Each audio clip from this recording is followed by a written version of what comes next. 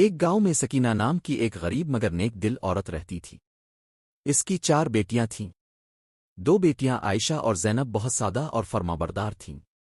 وہ ماں کے ساتھ گھر کے کام کرتیں، نماز پڑھتیں اور غریبوں کی مدد کرتیں۔ لیکن باقی 2 بیٹیاں علینا اور مہک شہر جا کر بدل گئی تھیں۔ وہ مہنگے کپڑے پہنتیں، ہر وقت سیلفیاں لیتیں اور گاؤں والوں کو کمتر سمجھتیں۔ عید آنے والی تھی۔ گھر میں صرف تھوڑا سا آٹا اور دودھ تھا۔ سکینہ نے اپنی سادہ بیٹیوں کے ساتھ مل کر تھوڑی سی سوئیاں بنائیں۔ اسی وقت ماڈرن بیٹیاں شہر سے واپس آئیں۔ وہ چمکدار کپڑوں اور مہنگے موبائل کے ساتھ آئیں اور ہنس کر بولیں، یہ بھی کوئی عید ہے؟ نہ اچھا کھانا، نہ برانڈڈ کپڑے۔ غریب ماں خاموش رہی، مگر اس کی آنکھوں میں آنسو آ گئے۔ رات کو اچانک گاؤں میں تیز آندھی اور بارش شروع ہو گئی۔ علینا اور مہک کے مہنگے کپڑے اور موبائل خراب ہو گئے۔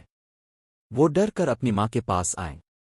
اس وقت عائشہ اور زینب نے اپنی بہنوں کو گلے لگا لیا اور کہا، اصل خوشی کپڑوں میں نہیں، خاندان اور محبت میں ہوتی ہے۔ ماں نے سب کو ساتھ بٹھا کر تھوڑی سی سوئیاں بانٹیں۔ وہ سادہ عید ان سب کی زندگی کی سب سے خوبصورت عید بن گئی۔